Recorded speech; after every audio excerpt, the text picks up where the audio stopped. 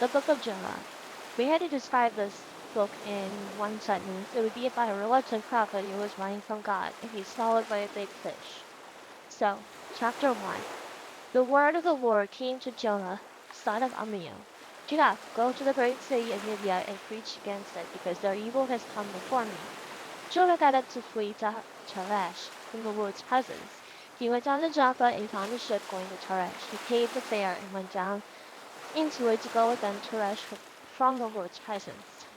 But the Lord threw a great wind onto the sea, and such a great storm arose on the sea that the ship threatened to break apart. The sailors were afraid, and each cried out to his God. They threw the ship's cargo into the sea to lighten the load. Meanwhile, Jonah had gone down to the lowest part of the vessel and stretched out and fallen into a deep sleep. The captain approached him and said, "What are you doing, sound asleep? Get up, call to your God. Maybe this God will consider us and we won't perish." "Come on," the sailors said to each other, let's cast lots. Then we'll know who is to blame for the trouble they're in." So they cast lots, and the lot singled out Jonah. They said to him, "Tell us who is to blame for the trouble we're in. What is your business, and where are you going from? What is your country, and where are the people you are from?" He answered them, "I'm a Hebrew. I worship the Lord God of the heavens who made the sea and the dry land." Then the men were seized by a great fear and said to him, "What have you done?" The men knew he was fleeing from the Lord's presence because he told them. So they told him, "What should we do to you so that the sea will come down for us?" For the sea was getting worse and worse.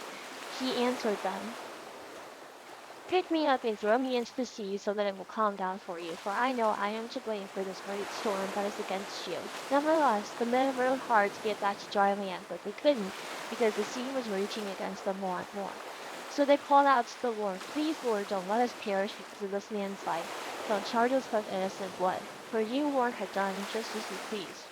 Then they picked Jonah up and threw him into the sea, and the sea stopped raging. The men were seized by a great fear of the Lord, and they offered sacrifice to the Lord and made vows. The Lord appointed a great fish to swallow Jonah, and Jonah was in the belly of the fish 3 days and 3 nights.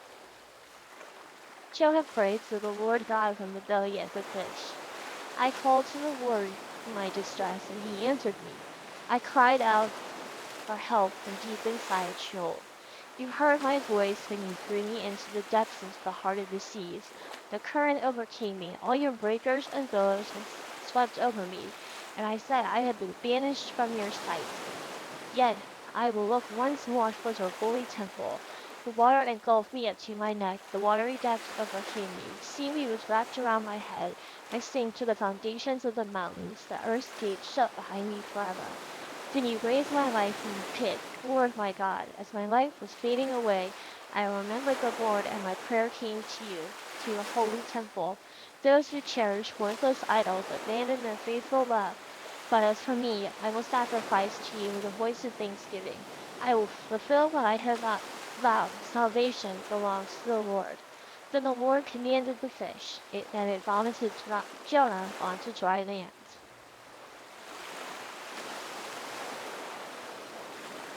The word of the Lord came to Jonah a second time. "Get up, go to the great city of Nineveh, and preach the message that I tell you." Jonah got up and went to Nineveh according to the Lord's command. Now Nineveh was an extremely great city, a 3-day walk.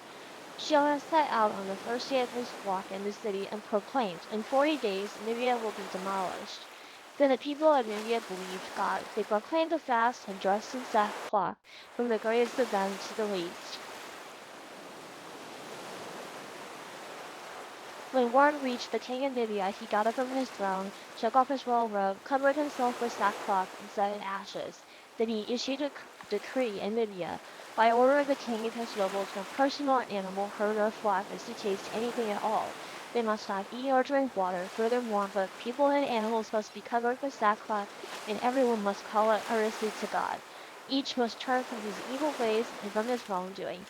Who knows? God may turn and relent. He may turn from his burning anger so that we will not perish. God saw their actions. They had turned from their evil ways, so God relented from the disaster he had threatened them with, and he did not do it. Jonah's anger. Jonah was greatly displeased and became furious. He prayed to the Lord, "Please, Lord, isn't this what I said while I was still in my own country? That's why I fled towards Tarshish in the first place. I knew that you are a gracious and compassionate God, slow to anger, abounding in faithful love, and one who relents from sending disaster. And now, Lord, take my life from me, for it's better to die than to live." The Lord asked, "Is it right for you to be angry?" Jonah left the city and found a place east of it. He made himself a shelter and sat there in the shade to see what would happen to the city. Then the Lord God appointed a plant, and it grew over Jonah to provide shade for his head to rescue him from his trouble. Jonah was greatly pleased with the plant. When dawn came the next day, God appointed a worm that attacked the plant and it withered. As the sun was rising, God appointed a scorching east wind. The sun beat down on Jonah's head so much that he almost fainted, and he wanted to die. He said, "It is better for me to die than to live." Then God asked Jonah, "Is it right for you to be angry about the plant?" "Yes, it's right," he replied. "I'm angry enough to die." And the Lord said, "You cared about the plant, which you did not labor over it and did not grow. It appeared in the night and perished in the night. So may I not care about the great city of Nineveh, which has more than 100,000 people who cannot distinguish between the right and the left, as well as many animals?"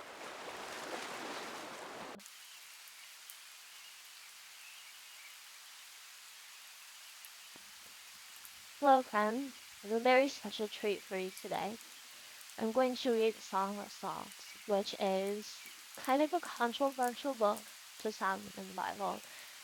To most, it is a very beautiful and intense and exquisitely written love story. So I'm going to read it in two different videos. This particular one will just be a straight read through, and I'll put up another one later with my own study notes, commentary, etc. So, Song of Songs. The Song of Songs, which is song of woman. Oh, that you would kiss me with the kisses of his mouth, for your caresses are more delightful than wine. The fragrance of your perfume is intoxicating. Your name is perfume poured out. No wonder young women adore you. Take me with you once hurrying. Oh, like the king when to his chambers. Young women, we will rejoice and be glad in you. We will celebrate your caresses, no wine. Woman, it is only right that they adore you. Daughters of Jerusalem, I am dark like the tents of Kedar, yet lovely like the homes of Solomon. Do not stare at me because I am dark, for the sun has gazed on me. My mother's sons were angry with me and made me take care of the vineyard. I had not taken care of my own vineyard. Tell me, you, my love, why do you pasture your sheep? Why do you let them rest at noon? Why should I be like the one who veils herself beside the flocks of your companions? Man, if you do not know, most beautiful of women,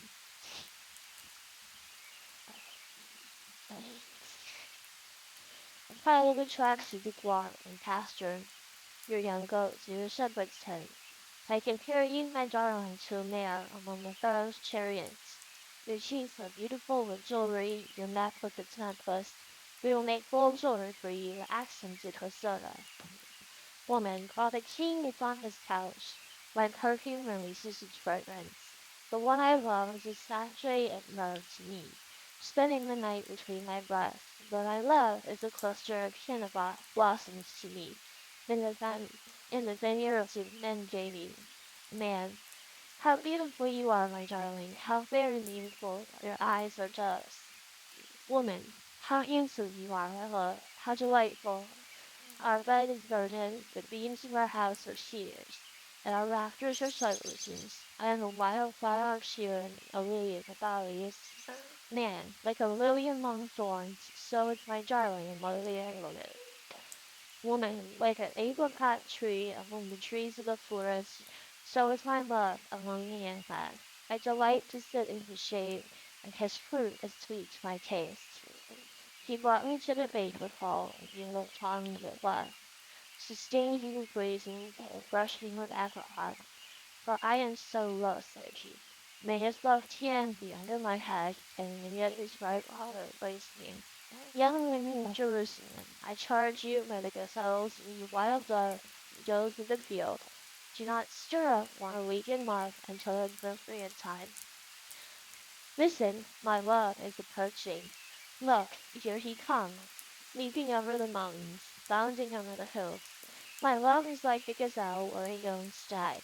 See, he is standing beyond our wall, gazing through the windows, peering through the lattice. My love calls to me. Man, arise, my darling, come away, my beautiful one. For now the winter is past, the rain has ended and gone away.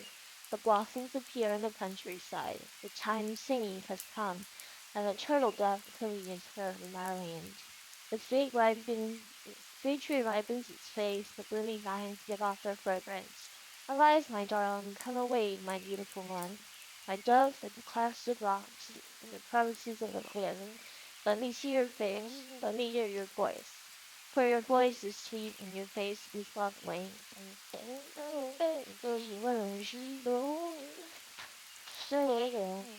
Woman, touch the patches yours. Look at pastures that bloom vineyards, for our vineyards are in bloom. Woman, my love is mine, and I am his. He feeds among the lilies until the day breaks, and the shadows flee. Turn around, my love, if you like a gazelle, or a young stag on the garden mountains. In my bed at night, I sought the one I love. I sought him, but I did not find him. I will rise now and go about the city, in the streets and the plazas. I will seek the one I love. I sought him, but I did not find him. The guards who go about the city found me. I asked them if he seen the one I loved. I had just passed him when I found him where I loved. I held on to him and would not let him go, until I brought him to my mother's home, to the chamber of the one who conceived me. Young women of Jerusalem, I charge you by the gazelles and the wild foes of the field. Do not stir up or awaken love until the appropriate time. Narrator. Joyce is coming out from the wilderness by columns of smoke, scented with myrrh and frankincense from every fragrant powder of this merchant. Look, Solomon's bed surrounded by 60 warriors, the mighty men of Israel. All of them are skillful swords and trained in warfare. Each has a sword at his side to guard against the terror of the night. King Solomon made a chariot for himself of wood from Lebanon. He made it with posts of silver, and its back of gold, and its seat of purple. Its interior is inlaid with love, like the young women of Jerusalem. Go out, young women of Zion, and gaze at King Solomon wearing the crown his mother placed on him on the day of his wedding, the day of his heart's rejoicing. Man, how very beautiful you are, darling. How very beautiful, young Jamil. Your eyes are gems, your hair is like a flock of eggs, strewn down round your ears. Your teeth are like a flock of newly shorn sheep coming in from watching each very twins, and none has lost its young. Your lips are like a scarlet cord and your mouth is sentient. Behind your veil, your brow is like a slice of pomegranate. Your neck is like the Tower of David constructed in layers. 1,000 shields are hung on it, 1,000 and warriors. Your breasts are like chiffon, as twins of the gazelle that feed on the lilies until the day breaks and the shadows remain.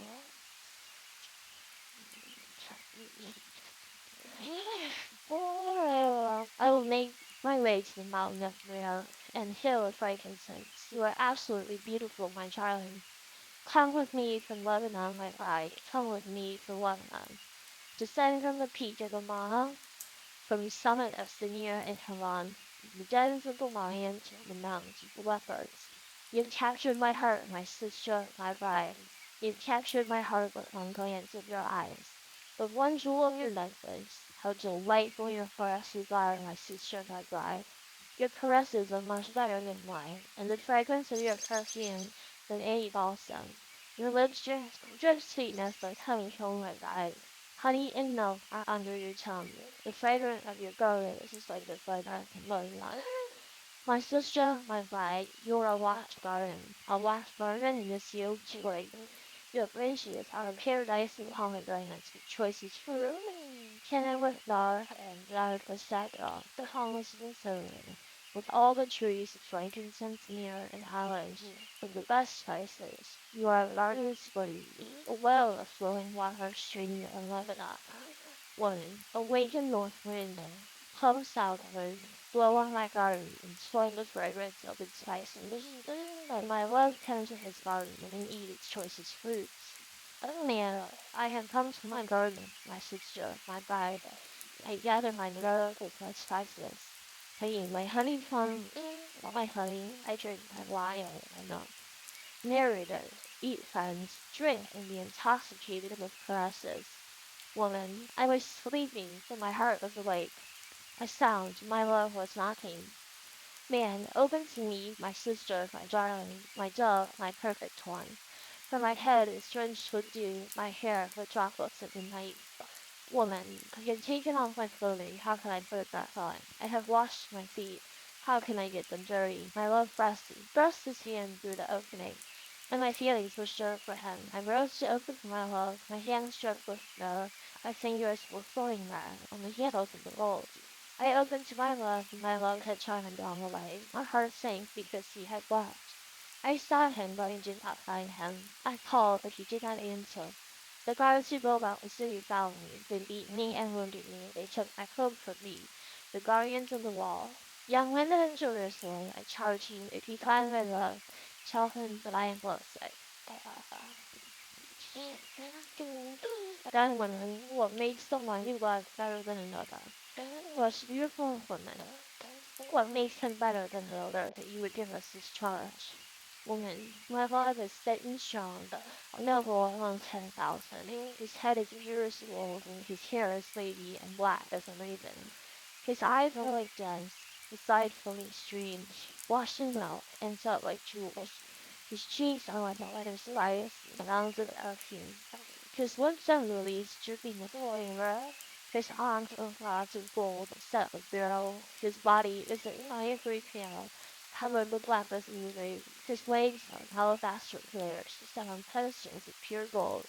His presence is like Lebanon, as majestic as the cedars. His mouth is sweetness. He is absolutely desirable. This is my love and my friend, young women of Jerusalem. Young women, where has your love gone, most beautiful of women? Which way has he turned? We will seek him with you. Woman, my love has gone down to his garden, to the bed of spice, to feed in the gardens and gather lilies.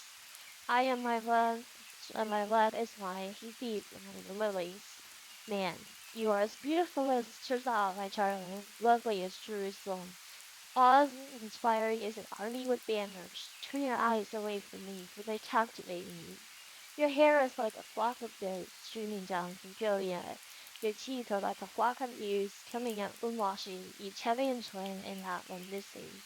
Behind your veil, your brow is like a slice of pomegranate. There are 16 queens and 80 concubines and young women without number. But my dove, my virtuous one, is unique. She is the favorite of her mother.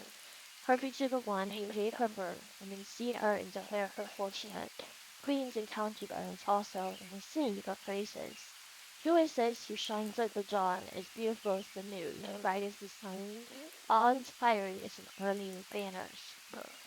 Woman, I came down to the walnut grove to see the blossoms of the valley, to see if the vines were budding and the pomegranates blooming. I did not know what was happening to me. I felt like I was in a chariot with a nobleman. Young women, come back, show my come back, let me look at you. Man, how you gaze at the shoreline as you look at the dance of the Judeans. How beautiful are your sandal feet, princess, the curves of your thigh like jewelry, the handiwork of a master. Your navel is a mounted bull, it never lacks in its twine.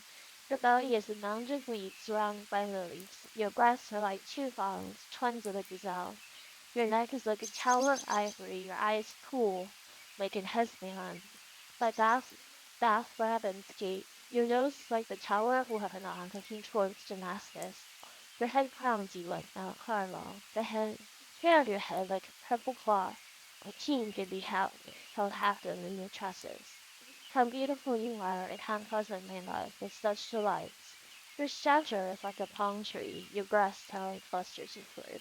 I said I will climb the palm tree and take hold of its fruit.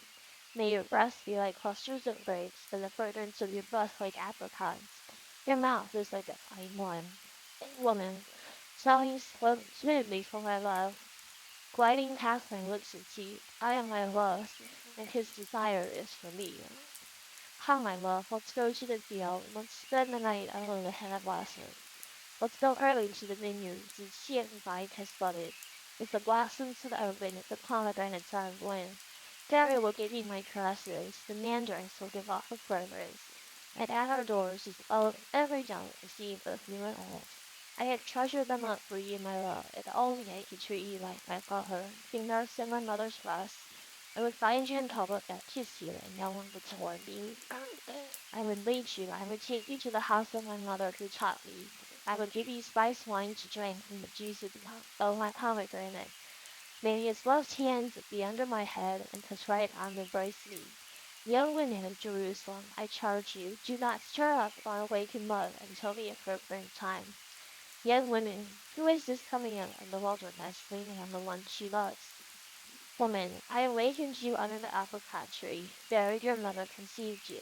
There she conceived you and gave birth. She set me as a seal on your heart, as a seal on your arm. For love is the strong as death. Jealousy is open. Unwittingly is sure.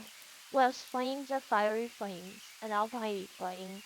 A huge torrent cannot extinguish love. Rivers cannot smooth it away. If a man wants to give all his love for love, it would be utterly scorned. Brothers, our sister is young, she has no less. What will we do for our sister on the day she is something for? If she is a wall, we will build a silver barricade up her. If she is a door, we will close closely in flames. Woman, I am a wall and the rust of towers, so to him I have become like one you and please. Solomon owned a vineyard in Bahal Hanan. He leased the vineyard to tenants. Each was to win by his for 1,000 pieces of silver. I have my own vineyard. 1,000 are for you, Solomon, but 200 for those who take care of its fruits. Man, you who dwell in the gardens, companions are listening for your voice. Let me hear you. Woman, run away, my love. Be like the gazelle or the hens cat on the mountain persuasions.